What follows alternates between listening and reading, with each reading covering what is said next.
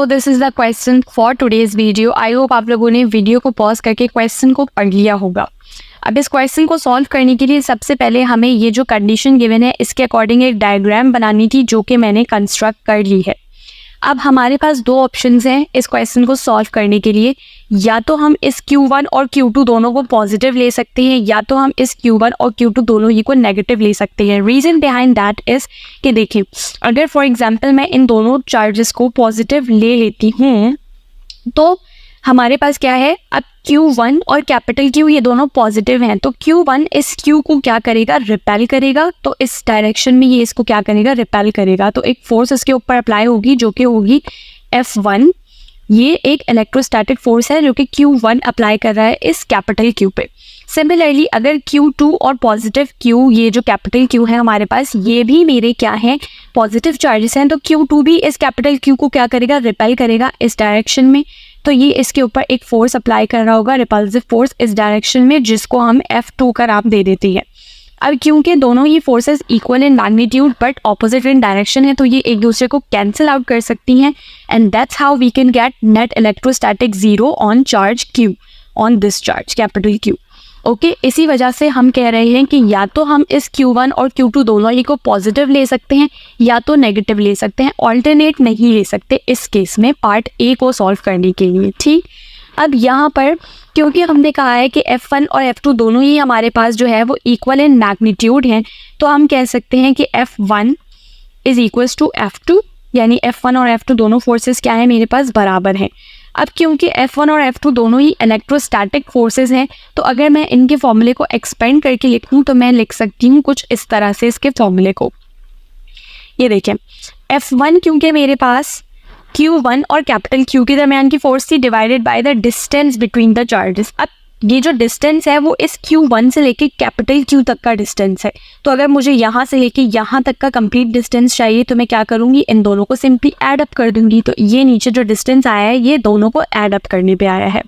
Similarly यहाँ पर, अच्छा ये अब बेसिकली मेरे पास क्या है, -1a है। यहाँ पर अब हमारे पास Q2 कैपिटल Q, ये क्योंकि F2 जो फोर्स है वो इन दोनों चार्ज पार्टिकल्स के दरमियान है, Q2 और कैपिटल Q, इसलिए यहाँ पे Q2 और कैपिटल Q आया, divided by distance.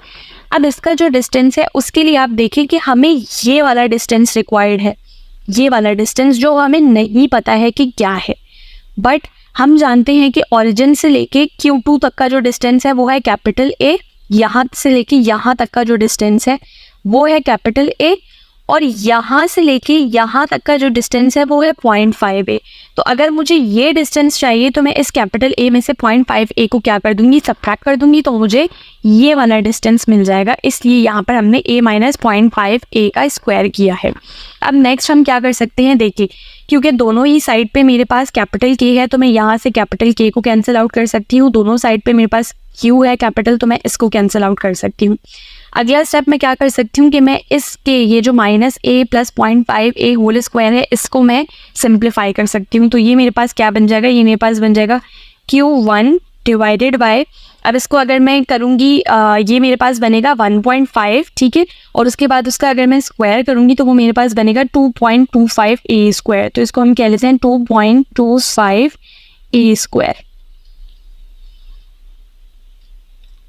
Similarly equals to के उधर अगर आप देखो तो Q2 को हम एज इट इज़ लिख लेंगे, और डिवाइड में मेरे पास आ जाएगा a - 0.5a। अब वो आएगा आपके पास 0.5, और जब आप 0.5 का स्क्वायर करेंगे तो ये आ जाएगा 0.25a स्क्वायर। तो मैं लिख लेती हूँ 0.25a स्क्वायर, ठीक है। तो ये हमने लिख लिया 0.25a स्क्वायर। अब क्योंकि इक्वल्स टू के दोनों ही तरफ मेरे पास a स्क्वायर है, तो ये भी एक दूसरे से क्या हो जाएंगे, कैंसिल आउट हो जाएंगे। अब अगर मुझे क्या चाहिए, क्वेश्चन में Q1/Q2 का रेशो चाहिए, तो ये 2.25 उधर चला जाएगा और Q2 इधर आ जाएगा। तो हम लिख सकते हैं Q1 divided by Q2 is equals to, मेरे पास हो जाएगा 2.25 और डिवाइड में आपके पास क्या रखा हुआ है, 0.25, तो हम लिख लेते हैं 0.25। अब अगर आप इसको अपनी कैलकुलेटर में रखें तो 2.25 डिवाइडेड बाय 0.25 आपके पास आएगा 9। इसका मतलब कि मेरे पास जो Q1/Q2 का रेशो है वो क्या है 9। अब क्योंकि ये रेशो है तो इसका कोई यूनिट नहीं होगा। ये हमारे पास पार्ट ए सॉल्व हो चुका है। अब पार्ट बी के लिए हमसे कह रहा है कि 1.50 के ऊपर आपने अपने इस चार्ज पार्टिकल को, जिसको हमने अभी 0.5 ए पे किया था, उसको अब हमें 1.50 के ऊपर रख के सॉल्व करना है। नाउ फॉर पार्ट बी में हमें कहा जा रहा था कि इस कैपिटल क्यू को आप 1.50 ए के ऊपर प्लेस कर दें, तो मैंने यहाँ पर इसको प्लेस किया है। अब ये जो क्यू है ये मेरे पास एक पॉजिटिव चार्ज पार्टिकल है। अब इस केस में मुझे क्या करना पड़ेगा, Q1 और Q2 में से किसी एक को नेगेटिव लेना ही पड़ेगा, ताकि मेरे पास दोनों जो इलेक्ट्रोस्टैटिक फोर्सेस हों उनकी डायरेक्शन ऑपोजिट हो। ठीक है, तो मैंने क्या किया है, मैंने Q2 को नेगेटिव ले लिया है। अब देखिए, अगर Q1 पॉजिटिव है और ये कैपिटल Q भी पॉजिटिव है, तो Q1 इस कैपिटल Q के ऊपर रिपल्सिव फोर्स अप्लाई करेगा जो कि इस डायरेक्शन में होगी, जिसको हम कह देते हैं F1।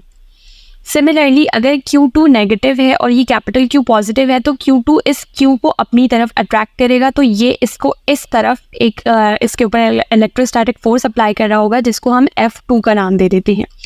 अब क्योंकि ये दोनों ही फोर्सेस इक्वल इन मैग्नीट्यूड हैं, तो we can say that F1 is equals to F2। Now because these two forces are electrostatic forces, तो हम इनकी ओपन फॉर्म लिख सकते हैं जो कि कुछ इस तरह से होगी। यहाँ पर F1 क्योंकि कैपिटल Q1 और Q के दरमियान की फोर्स है, इसलिए यहाँ पर अब क्योंकि F1 जो है वो कैपिटल Q और Q1 के दरमियान की फोर्स है, इसलिए यहाँ पर Q1 और Q है, और डिनोमिनेटर में 2.5a² कैसे आया है आपके पास। अच्छा, ये स्क्वायर बाहर है, ये जो स्क्वायर है ये बेसिकली बाहर है, अंदर नहीं है। ये आपको आई होप कि अब समझ में आ रहा होगा। नहीं आया है तो मैं आप लोगों को एक दफ़ा एक्सप्लेन कर देती हूँ। यहाँ पर देखें, कैपिटल Q1 और Q ये वाला डिस्टेंस है पूरा।